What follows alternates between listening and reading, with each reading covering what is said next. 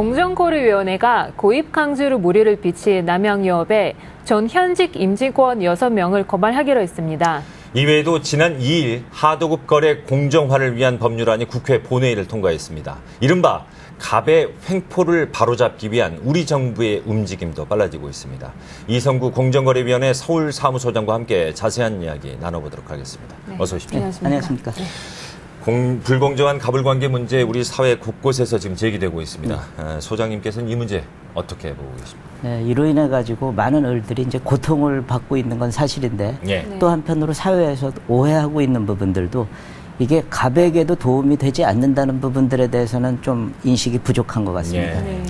왜 그러냐면 오로지 갑의 이익을 위해서라면은 지금 우리가 시장 경제이기 때문에 가장 경쟁력 있는 을을 선택하는 거는 전혀 문제가 되지 않습니다. 그러니까 가장 좋은 물건을 싼 값으로 납품할 수 있는 업체 혹은 가장 자기 물건을 잘 팔아줄 수 있는 대리점을 선택하는 거는 현행법상으로도 위법이 아니거든요. 그럼에도 불구하고 부당하게 밀어내기라든가 단가 후려치기 이런 것을 하는 거는 물론 단기적으로는 성공할 수가 있습니다. 그런데 장기적으로 보면은 그런 부당한 요구들이 많아지면 당연히 경쟁력 있는 을들은 다른 데로 떠나갈 것이고 갑에게도 도움이 되지 않는다는 거죠. 그렇기 때문에 저희들이 바람직한 갑을 관계하면은 단순히 그 을을 보호한다기보다는 경쟁력 있는 을에게 기회를 주는 관계 이렇게 이해하면 더 좋겠고요. 또 하나는 사실 이 문제의 근본 언저리에 소비자들의 문제가 있다는 것도 조금 인식하면 더 좋겠습니다. 왜 그러냐면은 이 갑을 관계의 갑이라는 사람들을 보면은 어떤 브랜드를 갖고 소비자들한테 물건을 팔 수 있는 사람들입니다. 그러니까 소비자들이 보다 많은 중소기업들하고 친해지면은 갑이 될 수 있는 을이 늘어나고 그렇게 되면은 시장에서의 그 관계도 균형을 이루기 때문에 어떻게 보면은 갑을 관계 문제도 자연스럽게 해소되는 거죠. 이번에 공정거래위원회에서 남양유업 불공정 행위에 대한 엄중 제재가 있었습니다. 혹시 어떤 문제가 있었습니까? 그러니까 남양유업이 그 유제품이라는 게 유통기한이 있고 그런 물건이다 보니까 이 재고 관리가 굉장히 중요하게 됩니다. 근데 유통기한이 얼마 안 남은 제품이라든가 소비자한테 인지도가 좀 떨어져 가지고 쉽게 팔리기 어려운 제품들 혹은 또 경쟁이 치열하다 보니까 일정 점유율을 유지하려는 제품들을 그 대리점이나 소비자가 원하지 않는데도 불구하고 밀어냈던 거가 문제가 됐던 거죠.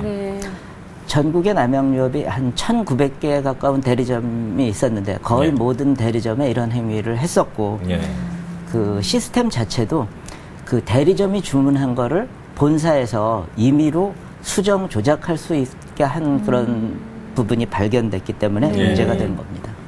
그러니까 말씀하셨던 대로요. 참 여론의 공분을 사게 된 게 남양유업 본사에서 이런 사실을, 이런 위법 행위를 이미 알고 있었는데도 불구하고 이걸 묵인했던 점 아니겠습니까? 이런 밀어내기 행태 언제부터 계속됐나요? 지금 보면은 저희들이 조사 기간이 한 2007년부터 조사 기간을 잡아가지고 했는데 거의 그 조사 기간 중에 계속적으로 이루어진 점이 발견이 됐고 또 본사 차원에서 보면은 법률 검토도 어느 정도 있었기 때문에 사실 위법 행위에 대한 인식도 좀 있었던 것으로 판단이 됩니다. 밀어내기 방식이 조직적이었다는 것도 밝혀졌는데요. 혹시 어떤 식으로 이루어진 건가요? 그러니까 이제 밀어내기가 일어나는 원인들은 굉장히 여러 가지가 있습니다. 경우에 따라서는 본사 차원의 마케팅 전략이라기보다는 영업사원들의 과욕이나 실수에 의해서 일어나는 경우도 있는데 이번 경우를 보면은 물론 이제 그 유통기한이 있는 신선제품이라는 한계는 있었지만 영업부서, 물류부서, 생산부서 간의 정보를 공유하면서 야, 이번에 이만큼 했으니까 이만큼은 할당해야 돼. 이런 정보 공유가 이루어졌다는 점에서 조직적으로 이루어졌다고 볼 수가 있고요. 또 하나는 시스템 자체도 그 지점에서 임의로 조작할 수 있게 했다는 것 자체가 어떻게 보면은 회사가 이런 그 밀어내기를 하나의 마케팅 전략으로 운영했었다고도 볼 수 있는 거죠. 이게 이제 남양유업 문제로 지금 얘기하지만 업계에서도 어느 정도 이런 것들이 이루어졌던 걸로 알고 있는데 이런 부당한 밀어내기 행태 왜 지속되는 걸로 보십니까? 이게 이제 회사 차원에서 특히 일어나다 보면은 직원들은 법 위반 의식이 거의 없어지게 되고 또 그러한 마케팅 전략을 잘 이행한 사람이 평가를 받게 되니까 조직적으로 된다는 면하고요. 예. 네. 또 하나는 이제 독과점 브랜드나 이런 경우에 그 회사 본사 입장에서 보면 야 우리가 물건 잘 만들고 또 소비자들한테 광고도 해가지고 다 팔리게 하는데 대리점들 당신들은 하는 일이 뭐가 있느냐 네. 하는 이제 그런 좀 오만한 네. 부분이랄까요? 네. 아마 그런 것도 같이 작용하지 않았을까 그렇게 생각이 됩니다. 예. 네.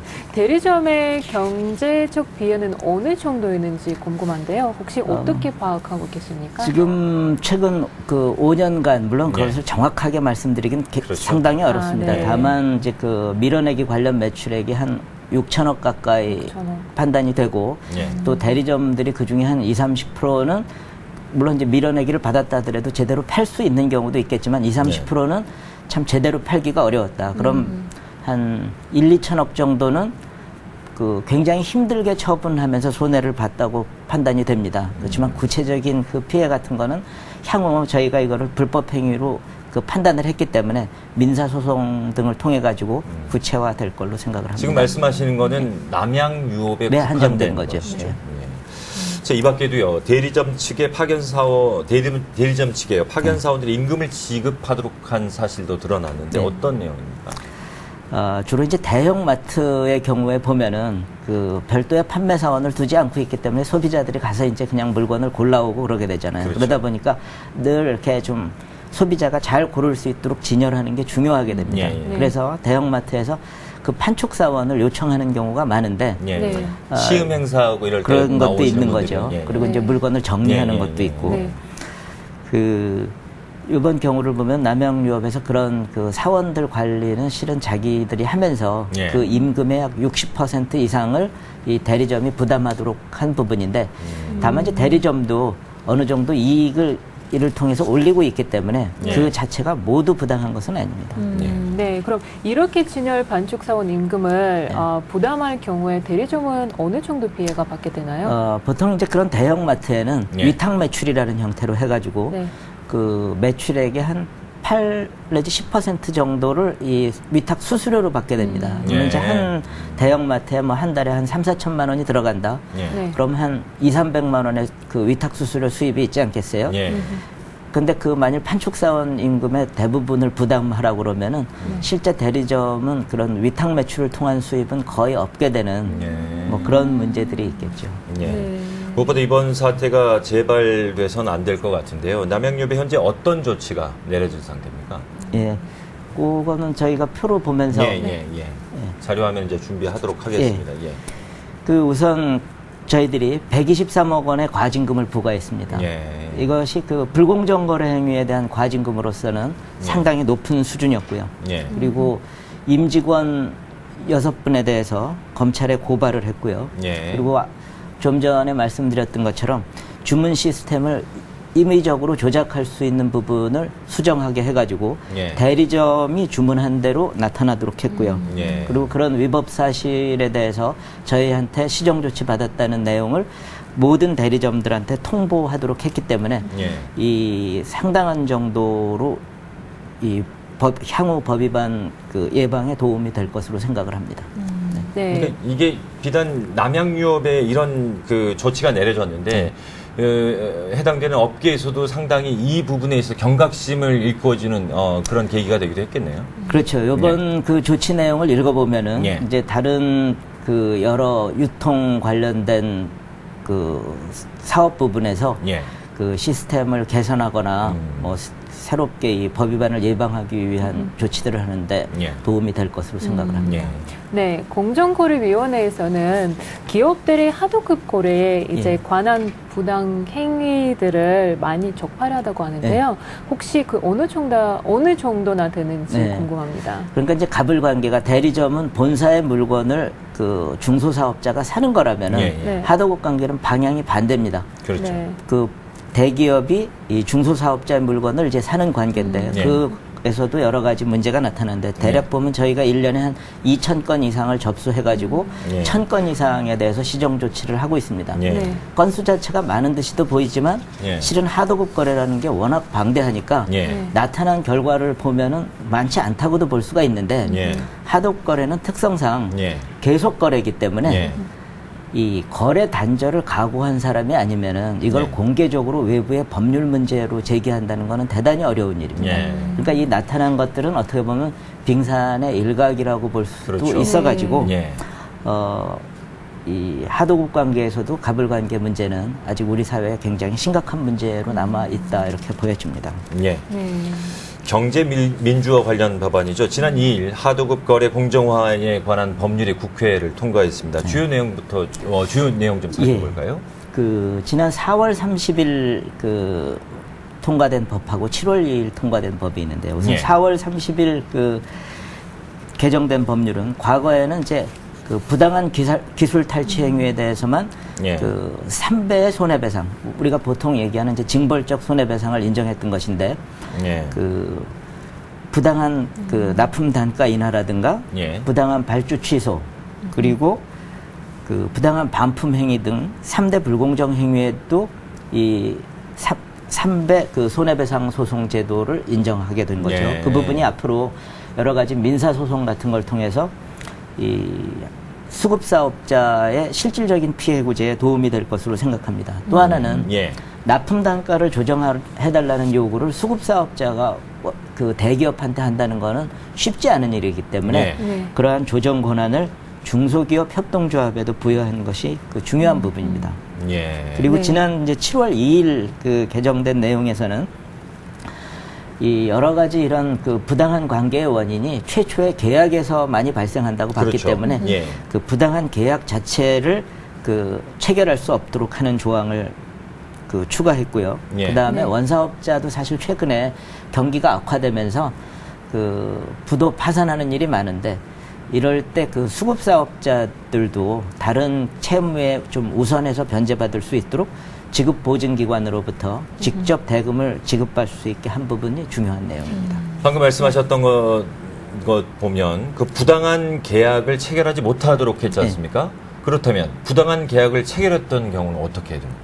이미 체결을 했는데요. 아, 이제 그런 부분들이 예. 지금 물론 이제 현행법에도 예. 굉장히 많은 부당한 그 계약에 대한 금지 조항들이 있습니다. 그렇습니다. 뭐 대물 변제는 예. 안 된다. 뭐 대금을 필요 이상으로 늦게 지급하도록 하는 규정을 둔 것은 안 된다 하는 예. 이제 그런 규정들은 이미 있는 거니까 적용이 되는 거지만 저희의 여러 가지 제재 규정들은 소급해서 적용할 수는 없기 때문에 예. 사실 뭐 금년 말 이후에 체결되는 계약에 대해서 적용되는 거니까 예. 이번 네. 법의 어떤 효과라는 거는 지금 당장이 아니라 향후에 나타나게 될 걸로 생각이 됩니다. 예.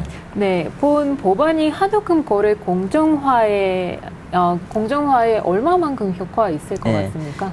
방금 말씀드렸듯이 그 앞으로 어떤 효과를 갖긴 갖겠지만 네. 예. 지금 당장 보면은 이 법안에 의해서 과거에 말하자면 계약을 체결한 사람까지 보호하기는 좀 한계가 있다 그렇게 예. 말씀드릴 수 있습니다. 네. 예, 대리점 거래뿐만 아니고 하도급 거래에서도 불공정행위가 빈발하고 있는 것으로 알려졌는데 하도급 거래 공정화를 위한 공정거래위원회의 계획 끝으로 좀 정리를 해주시죠. 저희들로서는 뭐 법을 집행하는 입장이기 때문에 예.